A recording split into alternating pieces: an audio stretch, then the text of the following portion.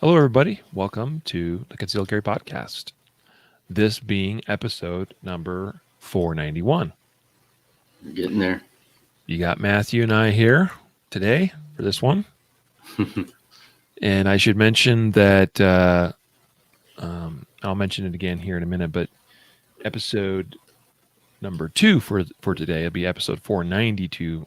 We're actually going to bump that up in the schedule because I have a scheduling conflict at the normal time. So expect Jacob and myself at 3 o'clock today Mountain Time instead of 4 o'clock Mountain Time for episode 492. Good deal. Yeah. We're inching closer to 500. Yeah, we are. It's coming up. It's crazy. Hey, Bobby and Cyrus, thanks for joining. We'll give something away as part of episode 500. Mm-hmm. I don't know. We're working on some stuff behind the scenes. Just want folks to know. Yeah, so stay tuned. All right. We'll make a bigger deal about it and announce what it is that we're doing exactly when we get that totally worked out. All right. Hey, Cammie, Tony, Jason, thanks for joining. I don't remember seeing Cammie Cammie for a while for sure. Tony, I know it's been maybe a while too. I don't know. It's hard for me to remember sometimes, but it's good to see you guys. I'm glad you're here. Well, today's episode is we're going to be talking about why we should be practicing transitions in our training. And this dovetails with our most recent Shooter Ready Challenge, which was just published today. So get ready. It's going to be a knowledge-filled episode. So, yeah. All right, let's do it. You ready, Matthew? I'm ready. Let's roll. Okay, here we go. In 3, 2, 1. This is the Concealed Carry Podcast, episode number 491. And welcome to the Concealed Carry Podcast, part of the concealedcarry.com network. I am your host, Riley Bowman, and I'm joined today by our producer and master of all things behind the scenes, Matthew Marister. Yeah, man, it's a good thing you guys keep me behind the scenes. I'm not a in front of the scenes kind of guy. So, but yeah, it's gonna be a cool episode. I was just telling you that I'll tell the listeners right now. Like, I got my mute button on at the ready here because I've been struck with the COVID. So just in case I gotta cough or clear my throat or something, I'll mute it so you guys don't hear me hacking away over here.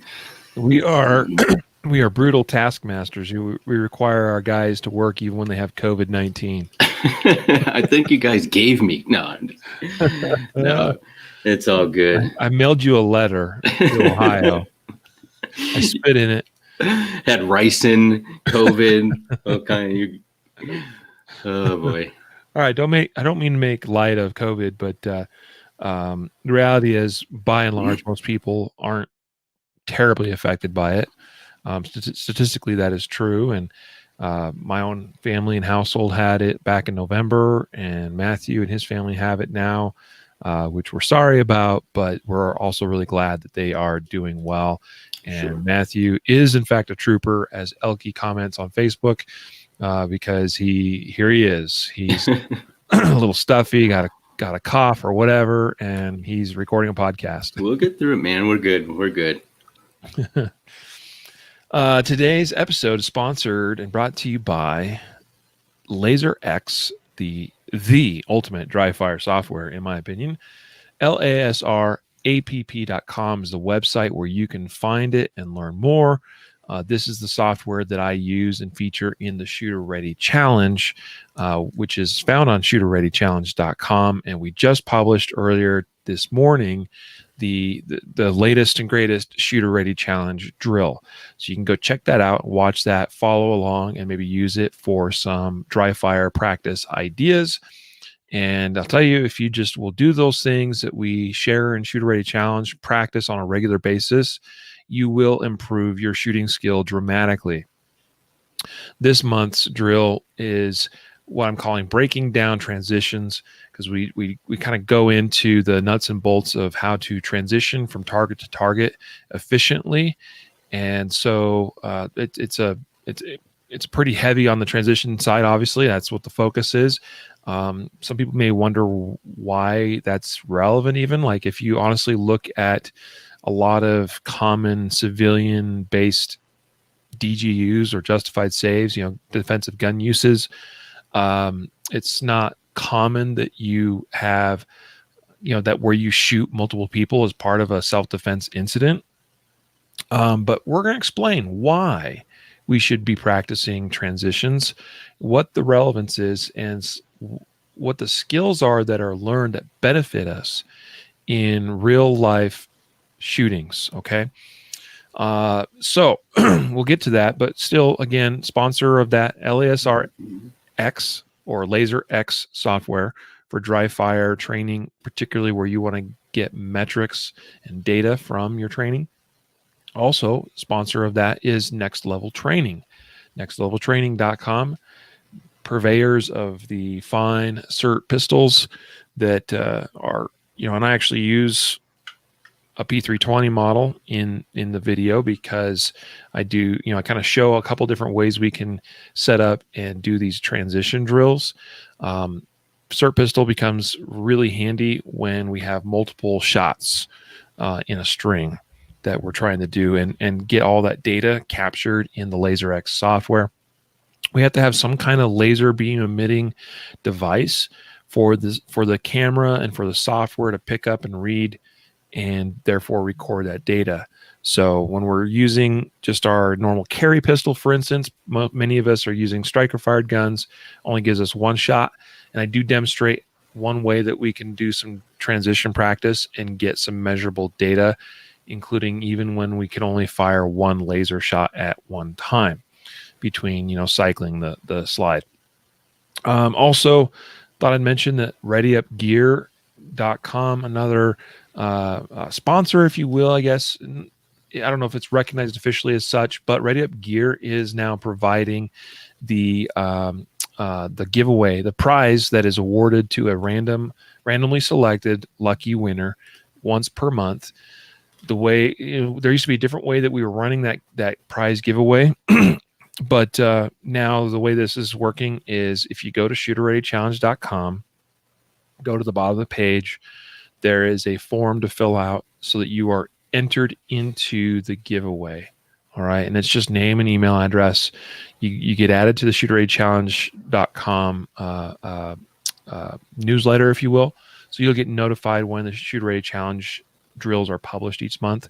And then you're automatically included in the random drawing for a special prize from readyupgear.com. So, sponsors, those are the sponsors of Shooter Ready Challenge and also of this podcast here today. Let's get into it. Why we should practice transitions. And so this idea of transitioning between targets, how can we do that effectively, efficiently, and what do we gain from that? Matthew, what's your first, I don't know, tell us, where should we start with this?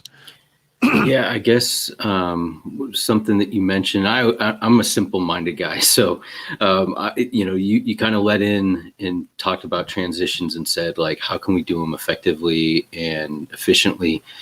And I think that's like, we can't overlook the importance of that. Like, before we even get into like what we're actually focusing on, I think if we look at it through the lens of how can we be efficient and effective with it, with any technique we're talking about, I think that's where our mind should be. You know what I'm saying? Like it's super important, because we could talk about like fundamentally how you do it and things, but if we don't understand like there's a lot of different techniques that you can use, but the ones that are efficient are going to be most effective in keeping, shooting quicker, and in the context of all the stuff that's going on in a deadly force situation or defensive use of your handgun, all the stuff that's going on, you need to be efficient. You need to make it simple, right? And so I think that's where kind of like where my mind starts is how can we do it efficiently so we can be effective. Mm-hmm. Yeah. The first thing, so let's just start breaking this down. Now, before I get too far along, I do want to make sure I give credit to my man, Charlie Perez of Big Panda Performance, who was on the podcast not too long ago.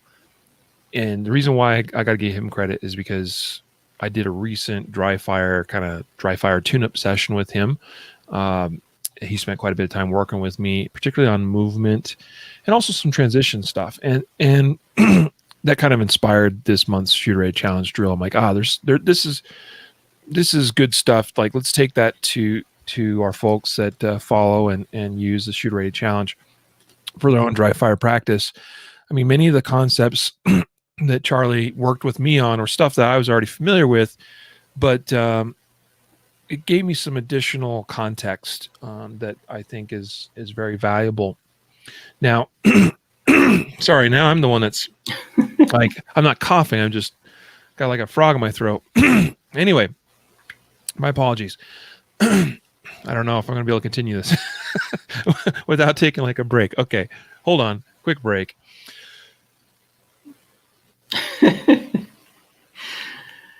That's supposed to be me here, but right. Okay.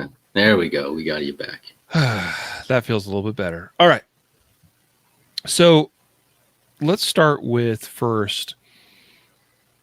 Let's actually explain the why behind transitions. Okay. And we have talked about this somewhat before. Matthew, you even remarked before we kicked this off that you're like, hey, we've kind of talked about transitions and transition related stuff in the past. And that is true. Why this is relevant, in case you've missed past episodes or if the way we explained it didn't quite click with you, transitions, I believe, and I've gotten really good feedback from people when I've talked with them about this, and they've, including those that have been involved in actual shootings, and they've responded quite favorably that, hey, I think you're onto something with that. The idea with transitions is that while we may not necessarily be engaged with multiple attackers, although it does and can happen, and while we may not necessarily be shooting multiple attackers, which is somewhat rare, although can happen, all right? Like, even if you look at a lot of captured footage of shootings, especially civilian-oriented ones, like you got one good guy against, say, 3 bad guys that are trying to rob him or attack him or something. A lot of times once the gun is drawn and the first shots are fired, at usually what is the perceived greatest threat of the 3 threats. Sometimes we see these go down where you really only see one of these 3 thugs. And I'm using 3. It could be any number, obviously. But we see examples where maybe just one of them is obviously armed, conspicuously armed. Or you have maybe multiple attackers that are in fact all armed, but maybe one of them is, there's greater proximity to you as the good guy, or for whatever reason you just perceive one of these individuals as being the primary threat or primary target. My point being is that I see this play out quite regularly where as soon as the gun comes into play and the first shots are fired, they're usually directed at he who is perceived to be the greatest degree of threat. And usually once those shots are fired, the rest of them scatter. Now, it doesn't mean that's always the case, right? There was a shooting just out of Chicago that involved a firefighter, I believe. It was captured on surveillance video. And he only had, I think, like a 5-shot revolver, which was unfortunate for him because he may have benefited from having more rounds. There's also some tactical errors that he made. In fact, John Correa on Active Self-Protection did a great breakdown of that shooting where he, showed that he in his belief was that the fatal shots. So this firefighter did die after he was involved in this shooting. He managed to successfully fight back against these criminals and get them to scatter, to run off before they could, carjack him or rob him or whatever it was they were trying to do with him. And but he initially had cover, but then he emerged from cover as he continued to engage these threats. And they think that at some point, one of the rounds, while he was exposed, did connect with him and then, cost him his life. Again, he was able to defend himself. Again, I feel like the 5 rounds or whatever that he had was probably a bit on the low side. And he had 3 attackers, and they were each of them armed with firearms themselves. So again, all right. So that's even that could be a bit of an outlier of an example, but it was recent and it is relevant. So beyond the obvious, we could potentially have more than one threat to shoot. That's not where my main focus is when I'm talking about transitions. My main focus is that it teaches us to shoot and acquire a wholly different and fresh sight picture every time that we shoot. And it's different than when you're just static on one target, because when you're just static on one target and you're firing multiple shots at the same target, all you really need is really solid recoil management, and you can get pretty consistent, reliable hits on that target, even if you're not using your sights all that effectively. All right. Now, I always believe that every shot should be connected to a sight picture, but point is, on a single static target, we can get away with a lot more. When we have multiple targets, it forces us to go from target A, right, fire a shot, to target B, fire a shot, to target C, fire a shot. And each time is a different target acquisition with its own unique sight picture. And why this is relevant is that is what shooting a moving target is like. I had this realization when I had the opportunity, because this doesn't come along commonly, because not many ranges are equipped with this type of setup. But when I had the opportunity to shoot a moving target, like a Running Man style target, I've had the privilege, and it's always been at law enforcement ranges, ironically enough. But I had that realization as I was shooting that Running Man target. I was like, oh, this is like as if there was a target there and a target there and a target there and a target there. All I got to do is in between is just continue tracking this moving target. But when I shoot him here and then here and then here and then there, it's just as if I had 4 targets set up in those different locations. So that was the kind of the realization that transitions can help, I believe, prepare us for shooting and addressing moving targets, which is something that's hard to do for many of us because a lot of our ranges don't either have that setup or that capability, or we don't have the resources of at our disposal to make use of that.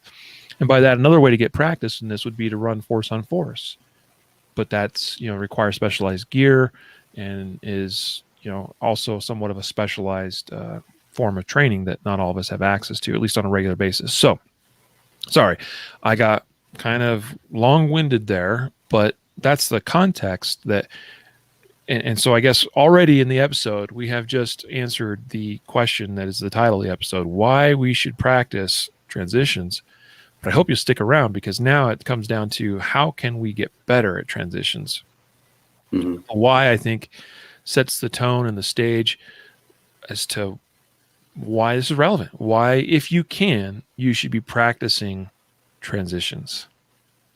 Yeah, I'm glad you brought that up, because a lot of times, I've talked about this with students, and we'll talk about, okay, we're going to work on shooting multiple targets, transitioning through different targets. And the mind is always, well, what if I have, what's the probability of me having multiple attackers? And it's not always just about, actual different attackers, but like the dynamics, once you start explaining the dynamics of an actual shooting, right? Like, and you start moving, or they're moving, and you start realizing, okay, I'm kind of doing the same things when, like, we'll talk about how shifting your weight and things when you're tracking a target, right? Or tracking a threat, is similar to when the same type of movement, if you're not moving and they are, as you shoot somebody who moves, is the same sort of body mechanics that you're using when you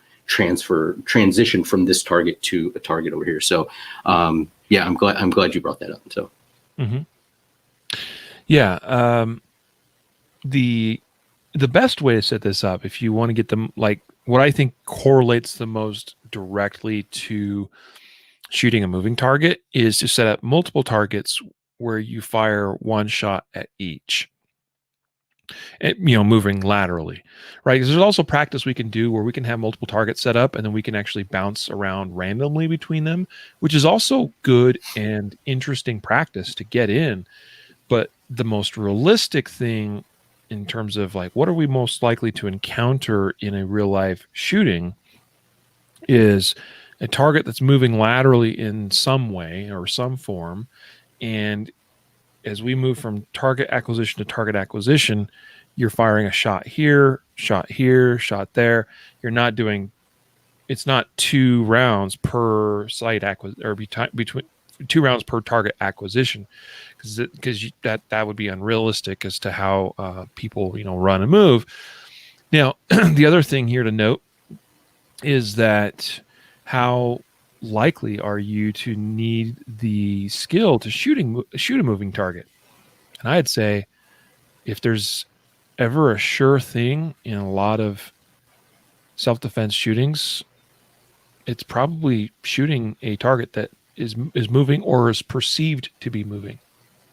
It's rare, except for in, like, the instances where I think it's over and done with so fast, like, relatively close quarters, gun is drawn very quickly, 1, 2, 3 shots fired very quickly before the other person even has the chance to realize what's happening. That certainly is possible. It does happen sometimes, but more often than not, this is true of officer-involved shootings with body cam footage that we see. This is true of surveillance footage of robberies of convenience stores, carjackings, all sorts of things that we come across, right?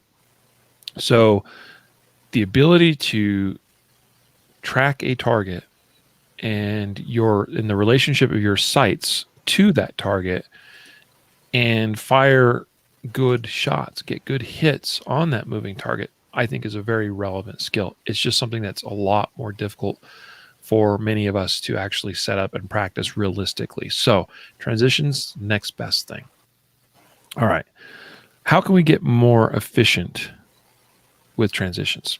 The first thing that I'll say, and I'll turn this over to you relatively quickly, Matthew. I'm just going to prime the pump, so to speak, and that is getting into a decent stance.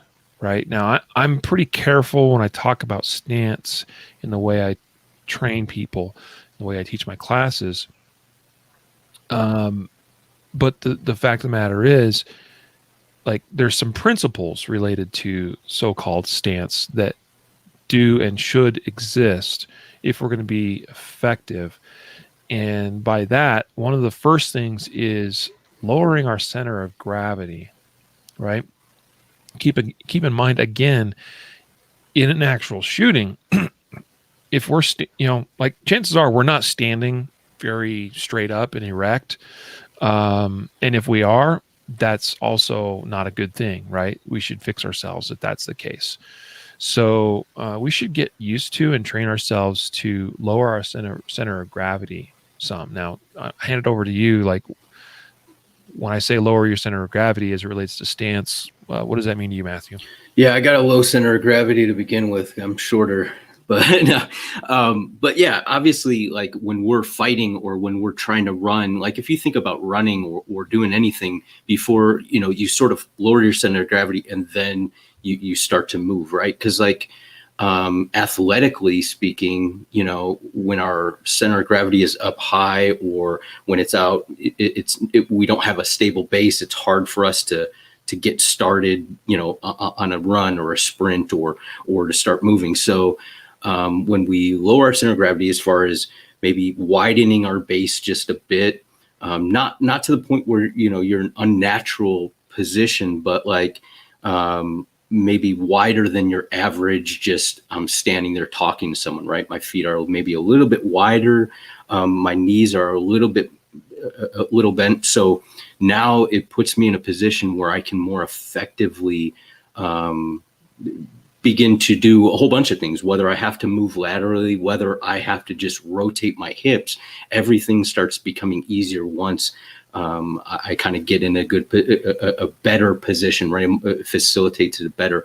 Like I'm with you. Like, I don't want to say somebody get into an isosceles stance. That's not what I'm saying at all, because obviously we're talking about a dynamic situation, right? But when we're trying to facilitate movement, or facilitate whether we're physically moving or just moving our upper body by using our hips and things, different body position, we should be in a better position for that to happen. We're naturally going to have a couple things happen with our stance, widen it a little bit, lower center of gravity, bend your knees. You're kind of getting on maybe on more on the balls of your feet rather than on the heels. Just think of an athletic stance, right? I think that kind of sums up that concept. Yeah.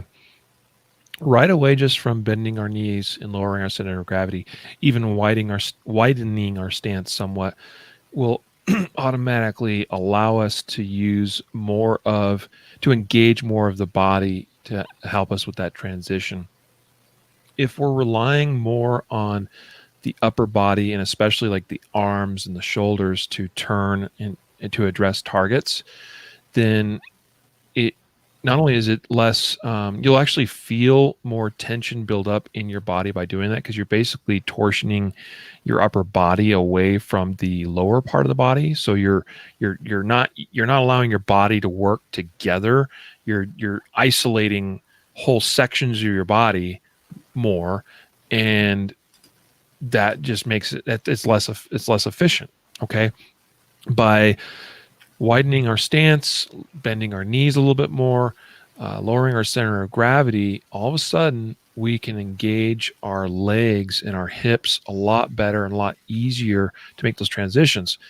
If you talk about others, if we made some like comparisons to sports and sports training, Matthew, like just from like I will use baseball and golf as two examples, because they both involve a swing. Tennis could fall into this as well. But I was I played a lot of baseball and I played a lot of golf, especially growing up. And, that's one thing that any slugger recognizes with respect to swinging a bat, hitting a ball, hitting that, sweet spot and hitting a home run. You generate power from your hips and your lower body, not just from your arms.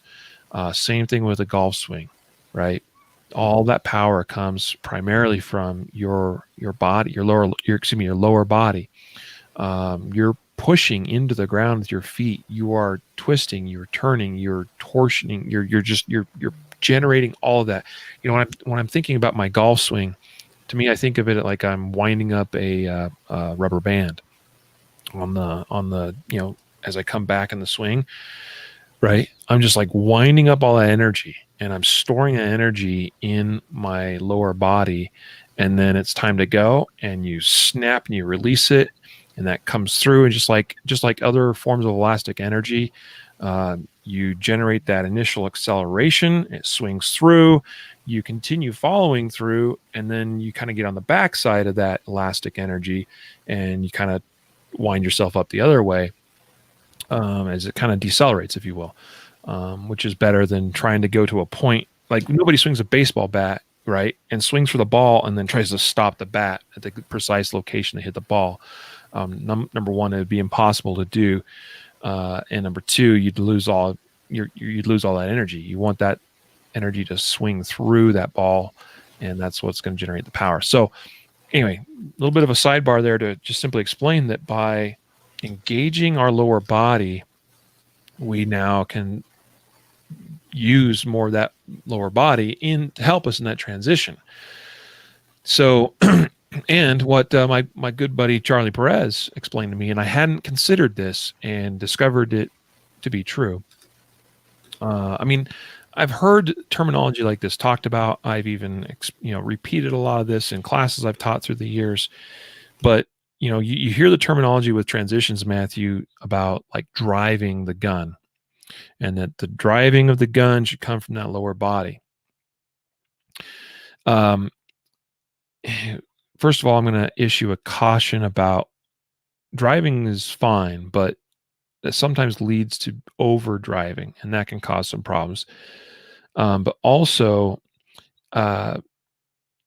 really, here's the reason why we want to drive from the lower body.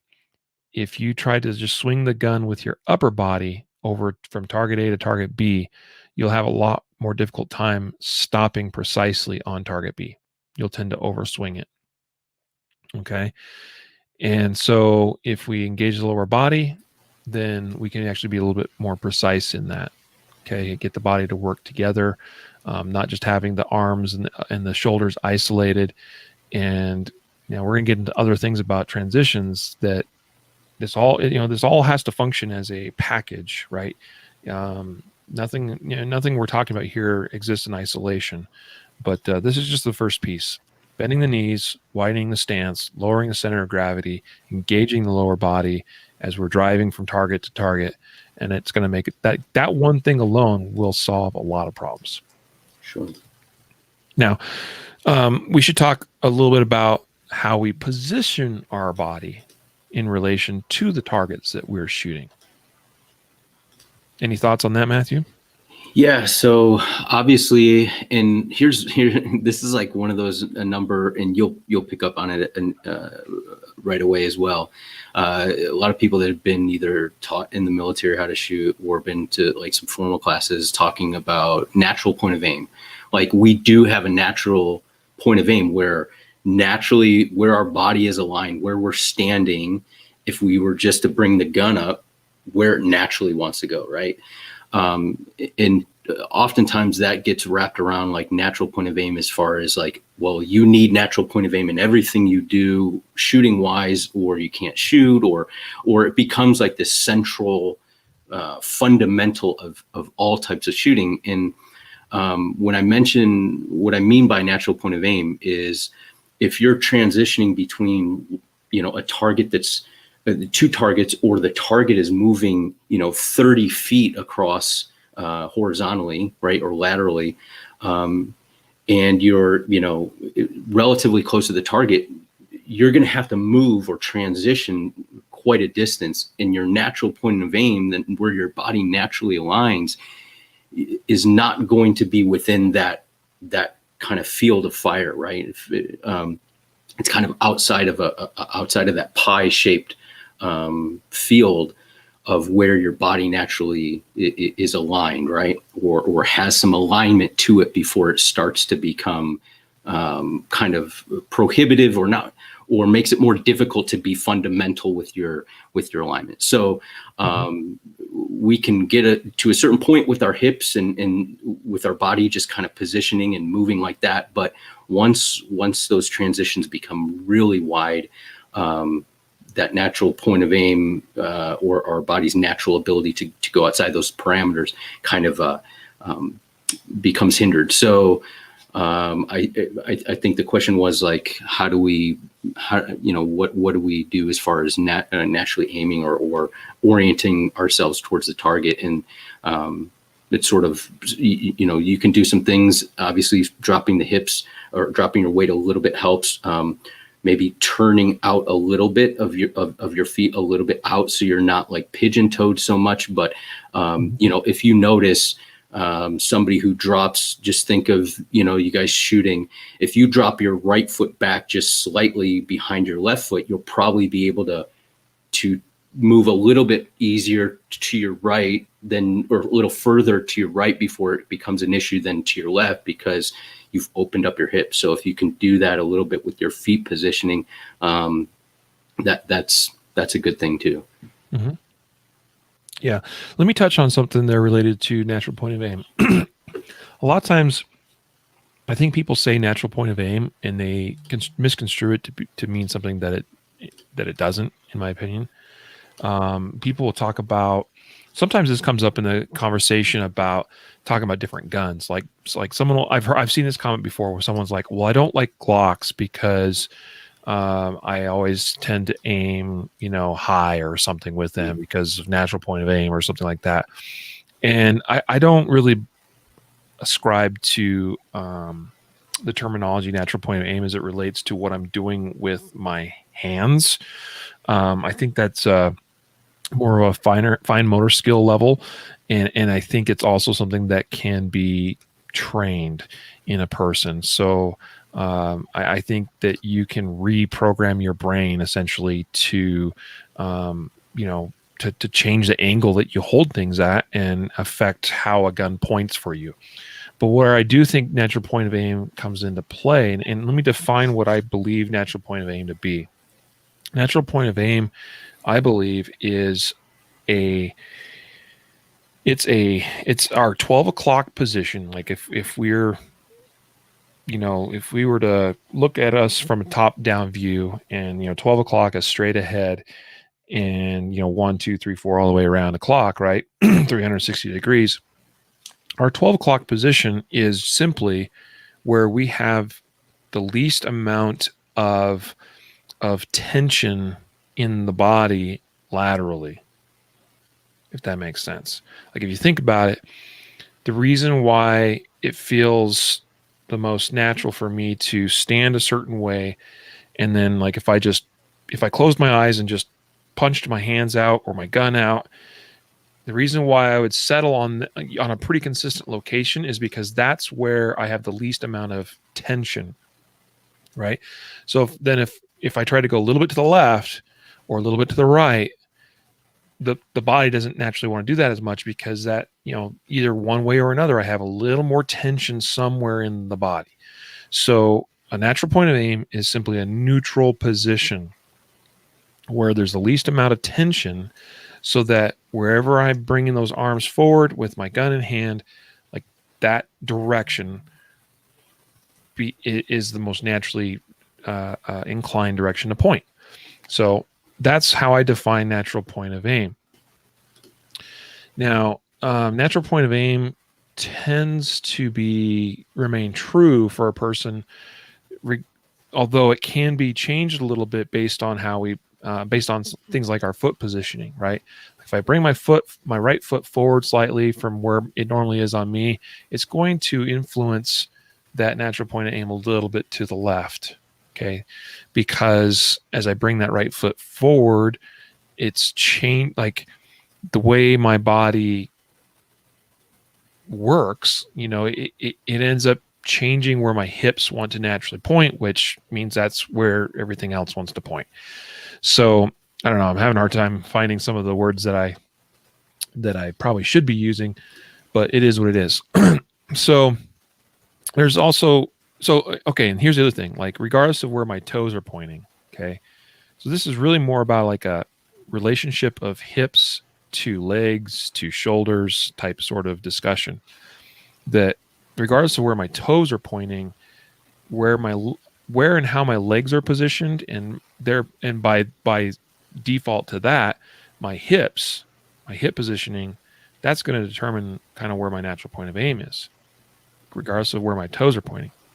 But if I point my toes, like for instance, if I point my toes straight ahead to the target, I'm going to have reduced lateral motion, okay? Because as I swing, say, to the right or to the left, I'm going to end up swinging out over my feet, and that's just you're going to have a little bit of increased tension in your legs, particularly like your knees. You'll feel it in your knees.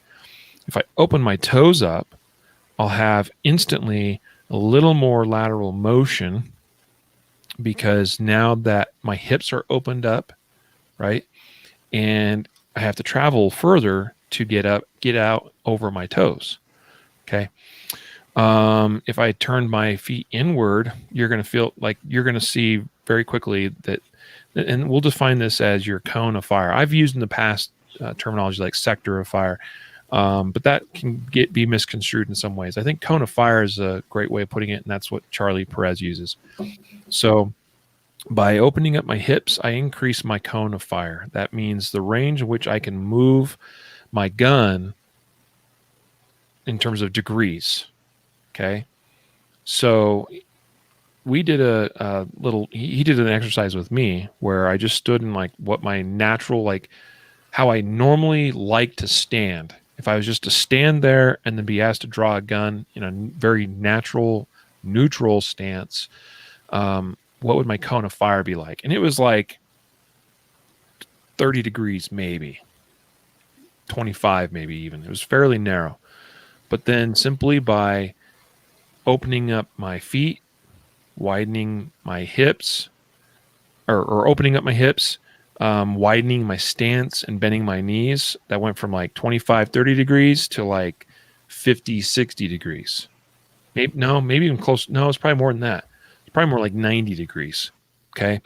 So that's a big difference. And that all of a sudden means that it's a lot easier for me to transition from target A to target B and I'm working less hard against myself. My body is more supporting this action that I'm trying to take as far as moving the gun in a lateral position. Does that make sense?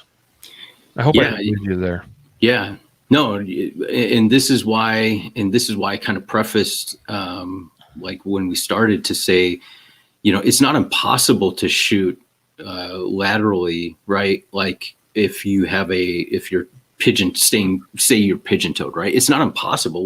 You're not saying that it's impossible. We're just, what you're saying is to be efficient. Remember, like, and this is why it's important to remember the context of why efficiency is important. To be efficient and ultimately to be effective in these types of things, we want to facilitate a more simple and natural and easier path to shoot, right, with using our bodies for us, not against us. And so that's why somebody could be listening and be like, oh, okay, well, you're talking about turning your feet, like, to get an extra 30 degrees. Like, can I just swing the gun? Sure, you could just swing the gun over, but it's not going to be as efficient, and it's going to take a little bit. You're kind of fighting against yourself. So to make it easier, this is why, So I hope that makes sense.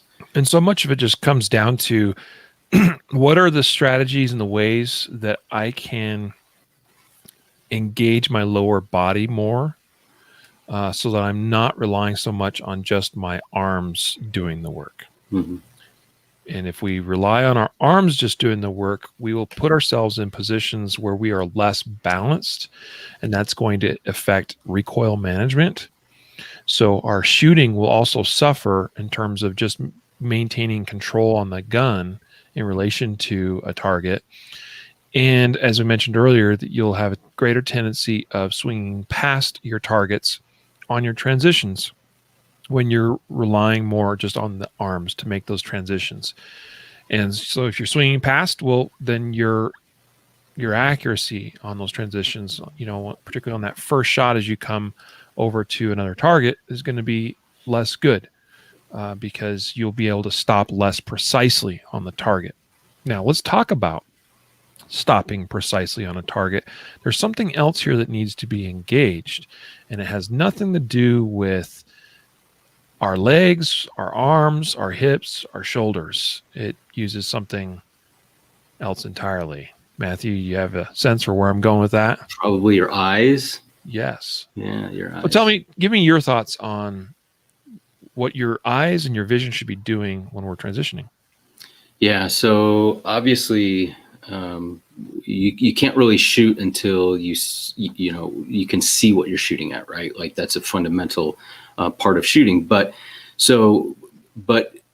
if we can, I want to like try to be careful how I say this, but like when we transition, a lot of people will say lead with your eyes, and that's true, but it doesn't mean that we turn our head and leave the gun behind and then look at the target, figure out where we want, and then bring the gun over. All it means is we're not keeping our eyes, slaved to our sights and moving this whole picture all at once and trying to stop it once our sights get over top of the acceptable hit zone. What it means is our eyes are leading just ever so slightly in front of so our eyes are leading over to where we want to shoot as the gun is following closely behind. So as soon as our eyes are fixated on where we want, the gun sights are almost simultaneously merging up, and we're kind of ready to go, rather than looking over there, like I said, looking over there, acquiring your sights, leaving the gun behind, and then bringing it over and starting your aiming process all over on the new sight picture, the new threat. Mm-hmm.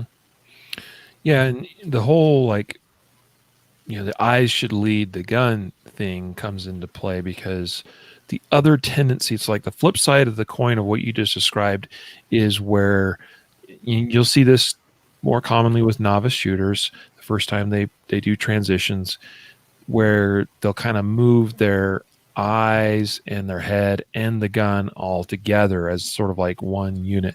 We often talk about how the upper body should be able to function a little bit like the turret of a tank. It's especially true if we're shooting while moving.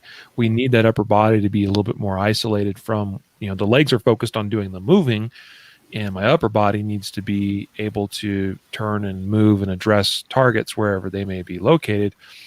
And so like that example of, hey, body like a turret of a tank. Okay, sounds good.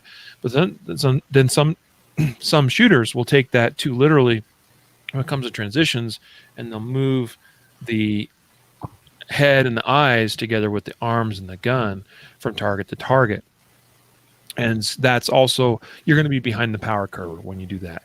You'll swing past targets, absolutely, for sure, because you cannot process visually the information of where your next target is quickly enough to then to be able to recognize where that is and bring everything together to that point on the target. So the correct way to do it, and you touched on this, Matthew, is that our eyes need to get there first. But how we avoid doing it incorrectly when we're leading with our eyes first is the truth of this is proper transitions means your eyes and the gun pull away off the target that you're leaving from. Your eyes and the gun pull off the target at the same time. And this is going to be after the shot's fired, okay? Because you're transitioning from target A, let's say, to target B. I've made the mistake, by the way, and it happens, and it's kind of a timing thing somewhat. It's also where you're trying to rush yourself as opposed to actually see the shot process and calling shots. And what I mean by that is that where I've done it more than once, more than I care to, many times, where my eyes will start coming off the target that I'm still shooting because I'm already thinking, I want to get over to this other target, to this other place. Guilty. And you sometimes will then, that'll cause you to either one, shoot a bad shot on that, a bad second shot on that target, let's say, in the context of a shooting match. Or sometimes you'll tend to pull the gun off with your eyes a little bit early as you're firing that shot, and you'll just outright miss, entirely. I've done that. So the key is that we stay completely engaged in that shot process on target A until that final shot is fired. And then once we see that, our cue, this is the cue for me, should be that I see the gun lift. I see my sights lift on that final shot on target A. And that's the cue to go, oh, now target B. Okay.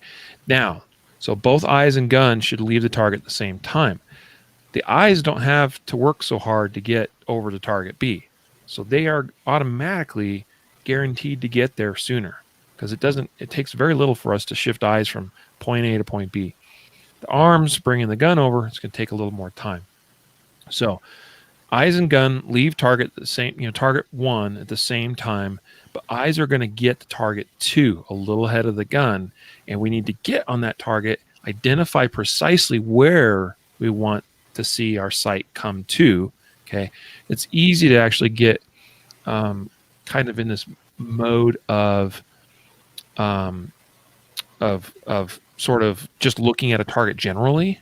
You know what I mean? Like you're just kind of like, I don't know. It's hard to articulate this, but I recognize it in myself when I do it, where I'm not really looking at a specific point on a target. I just kind of recognize the target's there, and if I just put my gun over there, it's going to be all fine. And that's not true. If we want precision in our transitions, so in our transitions as well as in our shooting, then my eyes leave from target A, they go to target B, and they go to a specific point on target B, and then it's actually quite natural for my hands and arms to bring the gun to that point on the target. All right. So if you do that, I promise you this will work. Now, as Matthew and I are doing this podcast, I'm sitting here running the computer and all this other stuff behind the scenes. It's really not that complex, but it is easy for me to get distracted. But I'm jumping, say like we have some show notes over here that I'm pulling up. I'm going to use this example of where I'm going to go from this point on my show notes, okay, on an outline, and I'm going to come back over here to where I have a comment from Scott from Michigan saying, "Late to the party, greetings from mid-Michigan. Hey, Scott, welcome." And as I am navigating my computer screen, I'm moving my mouse cursor around. And that in of itself is just like a transition that I would be making with my gun. Now, it's different in that, no, yes, I'm not moving a whole gun. I'm not moving my whole arms. I'm only having to move my hand like an inch or two on a mouse pad with a mouse.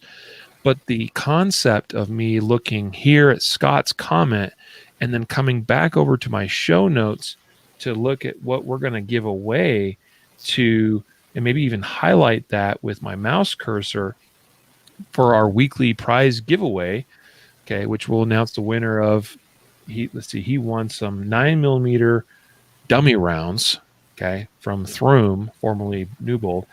All right, I can go from there back over to Scott's comment in Facebook, just like that. That's all I'm doing is my eyes are moving from point A to point B, and the hand is just simply guiding that cursor to where I'm looking.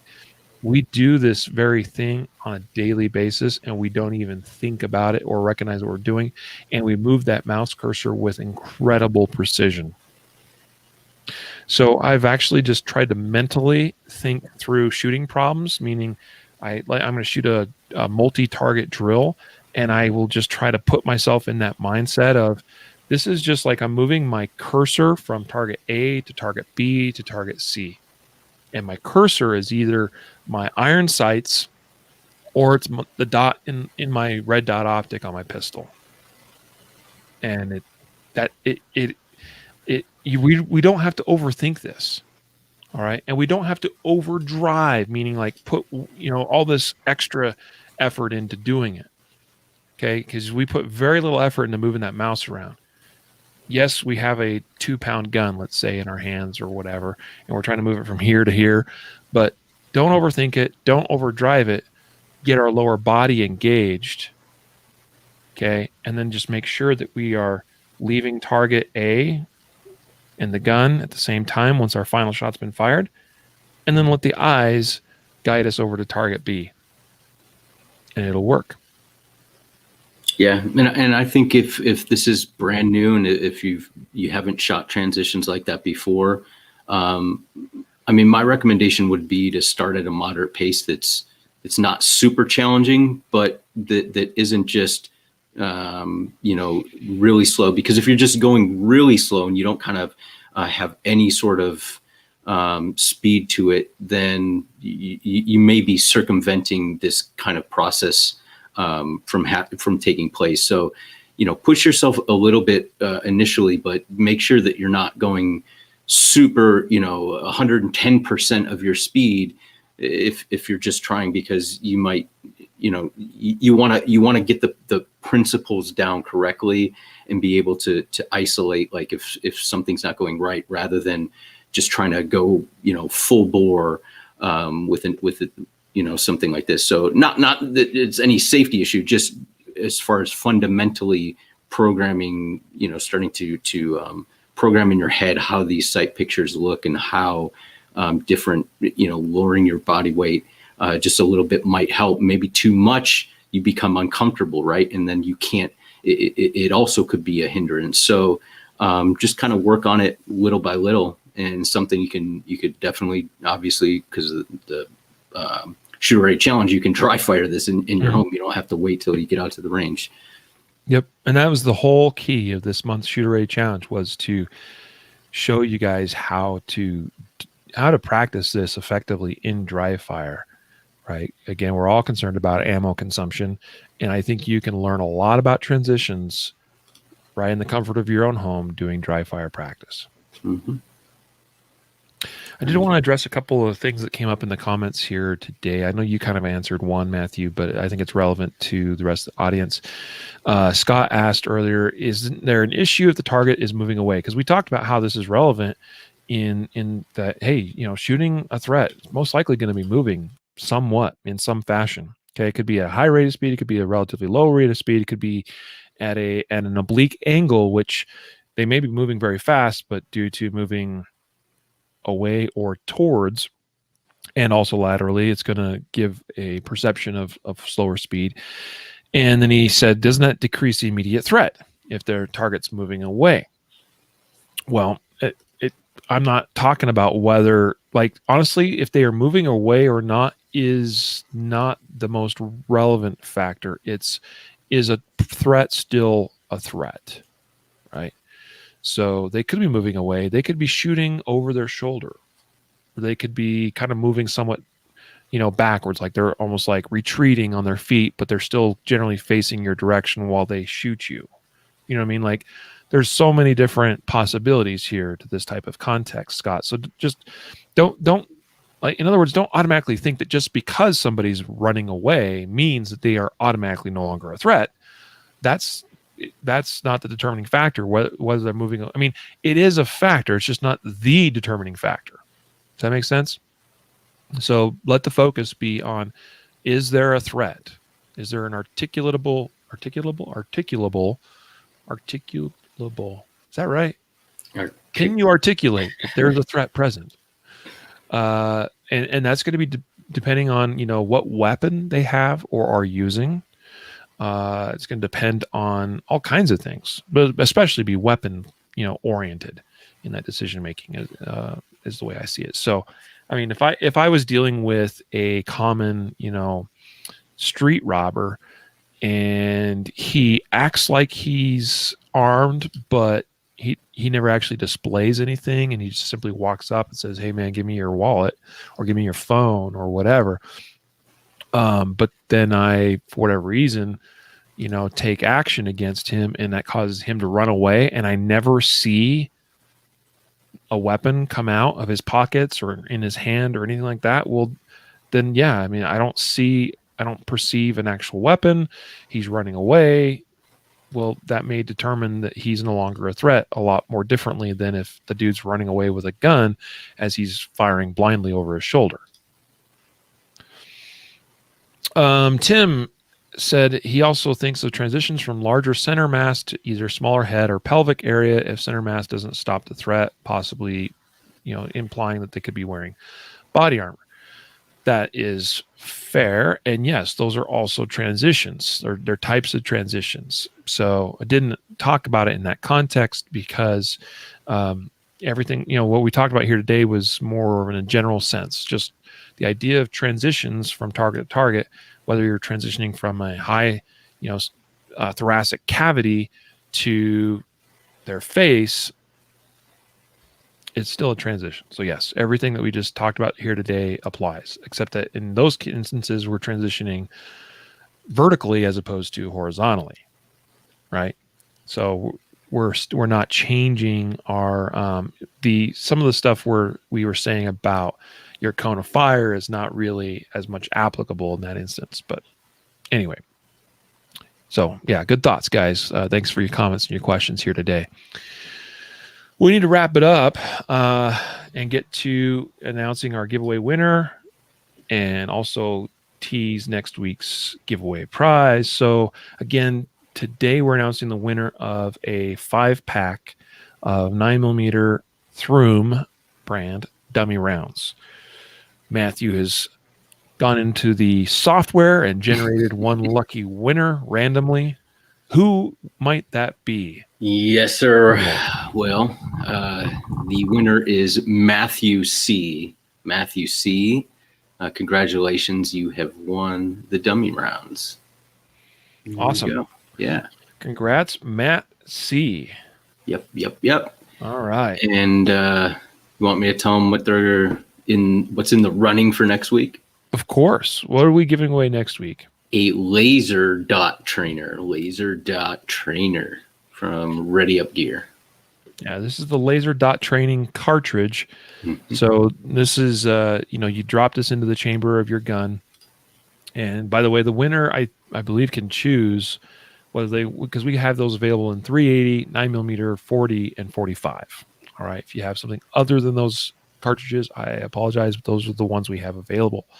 But the Ready Up Gear laser dot training cartridge is, it's the most basic level of equipment that you would need to use something like Laser X software. So awesome. Next week, that's what we'll give away. Matthew, how do folks get signed up for the giveaway? Yeah. So if you're on Facebook, we share the link to our page where you can sign up. We normally post it every, I don't know. I normally get on there pretty quickly to update the giveaways. And so let me pull up the actual, so I can give you the actual URL. You just go to it's concealedcarry.com/podcast prize. Podcast prize. There we go. I just didn't know if there's a slash or anything. Podcast prize. That's what you call a short link or a pretty link. You could go to the website and give them the link, but it would be a lot longer than concealedcarry.com/podcast prize. There we go. So that redirects to the actual link, which makes it far easier for us to give things like links over the air. Make it easy and memorable. So guys, head on over to concealedcarry.com/podcast prize and sign up for the weekly giveaway for your chance to win a Ready Up Gear laser dot trainer. So with that, we're going to sign on out of here and let you all go. Again, we'll be back here in a little bit with another episode. It'll be me and Jacob this time. Look forward to actually talking about the mindset that a self-defense minded individual should have based around an article that Jacob recently published, and I think is pretty good and spot on.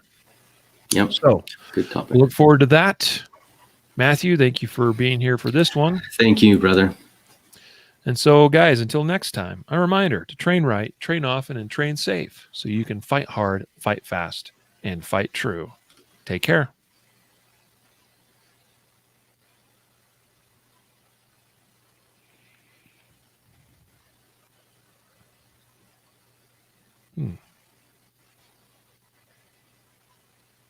The button to end the broadcast does not seem to be working. We can't stop it. As far as I can tell, we're still alive. Probably are. I clicked the button, but it's spinning. Having trouble connecting. Please check your internet connection. This is ironic because you obviously see me and you hear me. Yeah. And we're talking. It seems to think I have an internet connection issue. Very strange.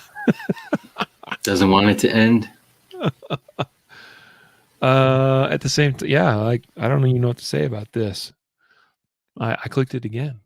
Hey guys, still here. Hello. LOL. Pretty ironic when you can't leave the video broadcast because of an internet failure of some kind. I don't know. It is interesting. Actually, as I go back over to our outline here, it says I'm offline. So this is in Google Docs, right? And it says it's trying to reconnect.